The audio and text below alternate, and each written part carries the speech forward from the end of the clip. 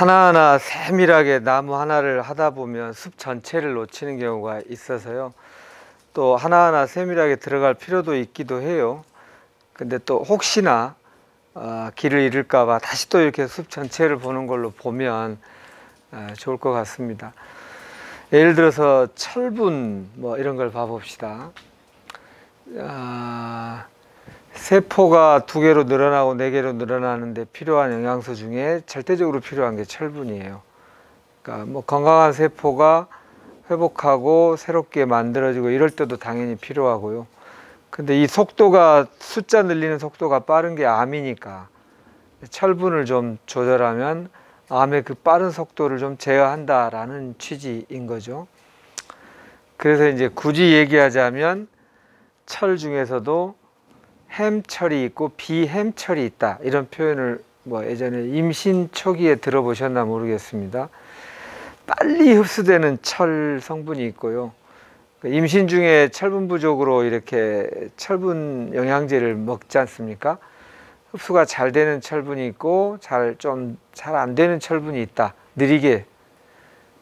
근데 우리는 좀 느리게 잘 철분이 천천히 흡수되는 거를 드시는 게 그나마 거기서 나눈다면, 이런 뭐 약간의 암기 과목의 일정짜리 문제일 수 있습니다. 그거는 의미가 있을 것 같습니다. 근데 이제 아까 진짜 국영수가 뭔가, 국영수는 대부분이 내 내면의 변화인 경우가 많아요.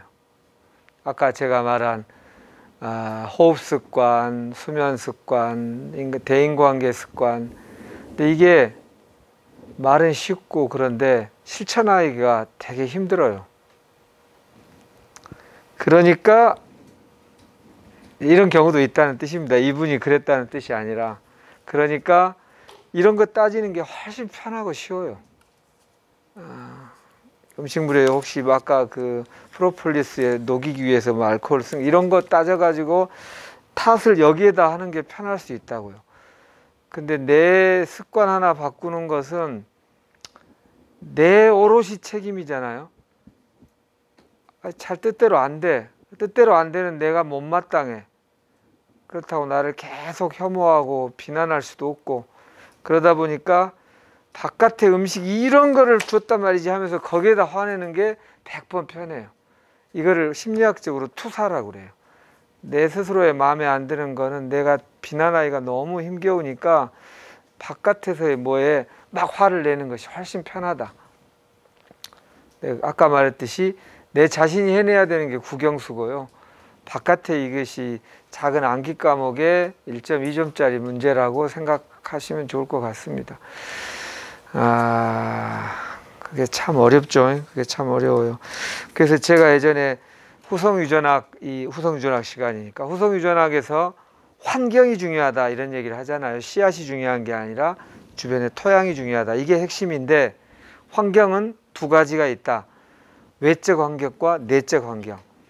외적 환경이라 하면 공기 맑고 공해물질 별로 없고 맑은 물이 있고 자연에서 그냥 자란 농약이나 이런 거 안 쓴 채소나 이런 게 먹는 것이 좋다. 그것이 여기에 대해서 연구가 많이 되어 있고 많은 얘기가 있죠. 근데 제가 조사한 바에 의하면 전 세계적으로 공기 제일 좋고 뭐 고도 얼마 이상인 곳이 제일 좋고 물도 맑고 이게 공장도 없고 그런 곳에 사는 사람 주민들에게는 암이 절대적으로 줄어야 되잖아요. 별로 차이가 없어요. 그 조건이 플러스 알파일지언정 근본적이지는 않다는 뜻이에요. 그러니까 아무리 공기 좋고 물 맑고 그 뭐 완전 유기농으로 하는 곳에서 먹어도 내 마음이 지옥이고 내 마음이 시끌시끌하면 안에서 내부 염증을 만들어서 이게 그렇게 이 좋은 플러스 천혜의 조건이 힘을 발휘하지 못한다는 뜻 아니겠습니까? 그러니까 어디 공기가 안 좋은 공장지대 좀 서울에 복잡한 데 살아도 마음이 편안하면 그게 훨씬 효과가 크다는 뜻입니다. 물론 내 마음도 편안하고 바깥 조건도 좋으면 플러스 알파죠. 근데 더 중요한 게 무엇인가를 보자는 뜻이고요. 그래서 늘 제가 강조하는 게 뭐 암과 관련한 암 생물학, 세포 생물학 나름 저도 빡세게 공부를 많이 해봤는데요. 그 얘기를 하기 시작하면 늪에 빠지는 느낌이 들어요. 자꾸 그럼 이게 맞냐 저게 맞냐 아까 이렇게 뭐 이 성분은 맞냐 아까 소금을 꼭 먹어야 한다 아니다 소금을 무염식을 해야 한다 아니야 그것 때문에 문제야 이렇게 해서 항상 반대가가 존재해요. 그러니까 이제 뭐 이렇게 완전 채식이 과연 맞냐 그래도 달걀은 먹어줘야 된다 달걀을 안 먹고 채식주의자들이 저러니까 안 되는 것이다 이렇게 비난하는 사람도 있고 또 달걀을 끊어야 되는 이유에 대해서도 막 얘기하는 사람도 있고 뭐 해물에 대하여도 그러하고 육식에 대하여도 그러하고 그렇습니다. 그러나 100% 거의 100% 공통적으로 말하는 건 있어요. 가공육은 해롭다. 그러니까 뭐 피자, 뭐 햄버거 이런 것들이 주는 폐해는 확실하고요.